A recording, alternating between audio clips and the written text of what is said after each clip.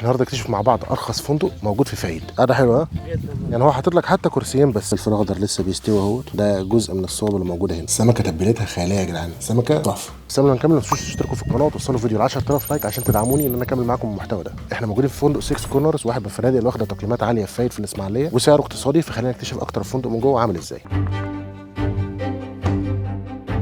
الفندق مساحته الخضراء فيه واسعه جدا، وهم مستغلين دوت في الزراعه، في صوب زراعيه في كل حته تقريبا، وده اللي انت بتشوفه وانت بتتمشى جوه الفندق. في ممشى جميل جدا من الغرف لحد الشط، فخلينا نشوف اكتر الصوب الزراعيه شكلها عامل ازاي. انا عندك هنا مثلا في فلفل اخضر لسه بيستوي اهوت، الفلفل المفروض اللي هو فلفل حامي، ده جزء من الصوب اللي موجوده هنا.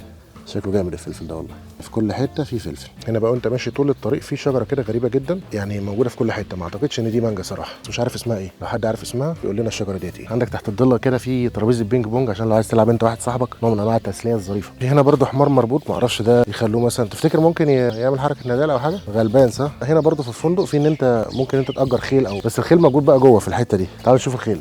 هنا بقى المفروض في حصانين، اعتقد ان انت ممكن تاجرهم تاخد جوله كده جوه الفندق او حاجه زي كده. شكله طيب، كل الحيوانات اللي هنا طيبه. ظريف بقى ان هنا في برجين حمام، في حمام واقف في كل حته. انا من محبين الطيور صراحه، فبالنسبه لي ده شيء ظريف جدا. هنا برده منطقه اللي فيها البسين، انتوا عايزين تنزلوا او كده، في حمامين سباحه، حمام للاطفال وحمام للكبار. بس يمكن احنا الحمام الكبير مش عارفين نصوره بوضوح عشان خاطر في ناس نازله، فصعب ان احنا نصور، ولكن برده الصراحه القعده رايقه وشمسيات وبتاع. في بار كمان ممكن تطلب منه اللي انت عايزه، فجو ظريف. بما ان الجو حر صراحه فطلبت ايه؟ مشروبين، واحد ليمون نعناع وواحد سبرايت. حد بيعمل الحركه دي يكون حرام بزياده فيطلب 2 مشروب.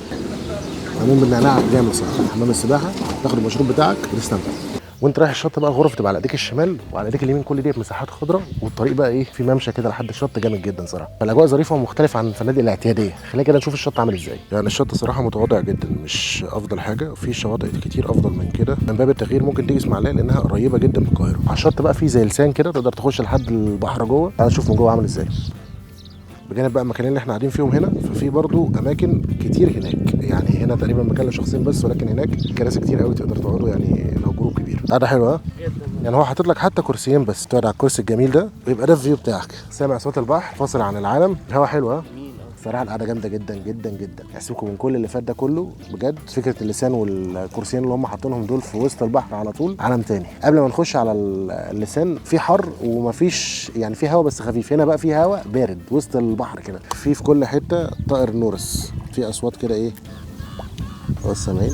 الميه ممكن يعني مستواها متوسط، مش كبير قوي، ولكن بالنسبه لي انا ممكن اجي اسماعيليه عشان افصل. يعني الجو هدوء واسترخاء وابعد عن اي ازعاج بتاع المدينه، فاجي اقعد براحتي وسط الخضره والحصنه والاجواء دي الصراحه جامده جدا. عندك برضو في هنا العاب مائيه ان انت تاجرها وتخش جوه الميه بيها. في هنا بدال وفي هنا جيت سكي، مش متاكد صراحه اذا كانوا شغالين ولا لا، فموجودين هنا، اي حد يقدر ياجرهم. تاجر تخش تلعب في الميه وتقضي وقت ظريف. برضو في هنا شويه العاب للاطفال على الشط على طول، يعني قدام الشط على طول مباشره. في هنا مكان للاطفال ان هم يلعبوا فيه، في شويه مراجيح، شويه زحاليق كده خفيفه، برضو كنوع من انواع التسليه بسيطه للاطفال. وانت راجع من الشط بقى الورد في كل حته تقريبا، يعني في كل حته عينيك بتقع عليها في ورد، بس شكل الورد لطيف جدا صراحه وريحته رهيبه. طيب خلينا نكتشف بقى المكان اللي هنسكن فيه او هنبات فيه لو احنا موجودين في الفندق هنا. المكان ده تحس ان هو يعني قديم شويه ولكن ظريف مش وحش. تقعد بقى هنا التلفزيون ينقلك كده الزمن، يعني يرجعك 20 سنه لورا. شغل بقى التلفزيون تتفرج على قناه اولى، تشوف ماتش مثلا ما بين الاسماعيلي والاهلي، دي الاجواء بالظبط. طبعا هنا في كاتل وسيستم ميه، شاي ونسكافيه وسكر ومشروبات سخنه على الخفيف. ده شكل ريموت التلفزيون، يعني ريموت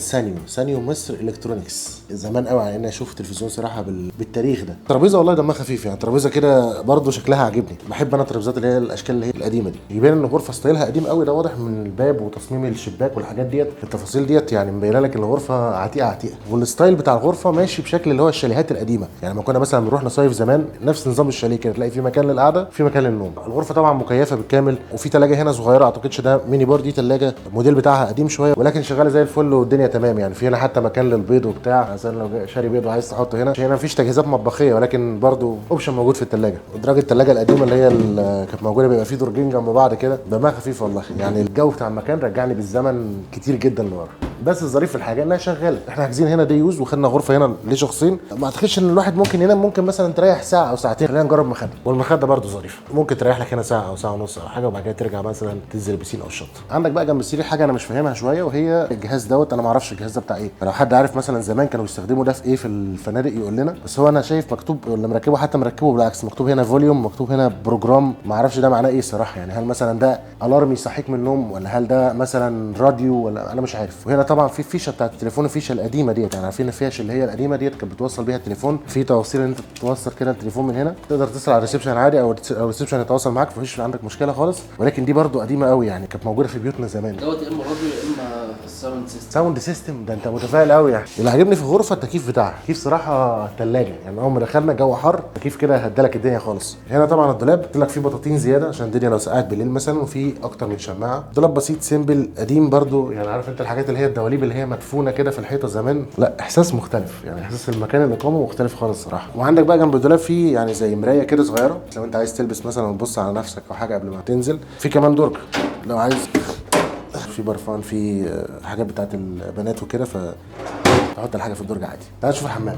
الحمام متواضع جدا، تحس ان تصميمه برده زي ما احنا متفقين ان الحاجه الستايل بتاعها قديم جدا، ولكن برده الحوض شكله جديد، والحمام كله شكله عتيق. الحوض براند ايديال ستاندرد وبتاع 100 100. قلت لك برده هنا سخان 40 لتر تقريبا. الفنادق بتاع زمان ما كانش فيها سخانات مركزيه، فكان كل غرفه بيبقى فيها السخان بتاعها، فهو هنا حاطط لك سخان مثلا 40 لتر يكفيك مثلا زي كانك قاعد في البيت عادي او كده. عندك هنا الشاور والتويلت، كل حاجه اساسيه موجوده وشكلها نظيف صراحه وشغاله. واحنا مكملين كلامنا عن الستايل القديم للغرفه ده، تلاحظوا في الباب يعني، الباب عتيق عتيق يعني. والاكره حتى، بص الاكره النحاس اللي هي الحاجات الايطالي القديمه اللي بقى لها 30 40 50 سنه. المكان صراحه فريد من نوعه يعني، مختلف تماما. هنشوف المتر حضر ايه. جينا هنا مطعم عشان خاطر نتغدى، الدنيا هاديه خالص تقريبا، مفيش حد غيرنا في المطعم. الناس بقى اتغدت تقريبا على البسين وكده، الجو هدوء خالص خالص. اسماعيليه الاجواء فيها هاديه جدا جدا صراحه. فخلينا نشوف ايه اللي موجود على الغدا. اول ما قعدنا بقى نزلت سلطه خضراء، في سلطه طحينه شكلهم حلو صراحه. خلينا نجرب السلطه الخضراء كده ايه عامله ايه، شكلها يفتح النفس الصراحه. بحس انها فريش جدا جدا جدا يعني، السلطه طازه موت، بحس انها لسه متقطعه من 3 دقايق بالظبط. خلينا نجرب الطحينه.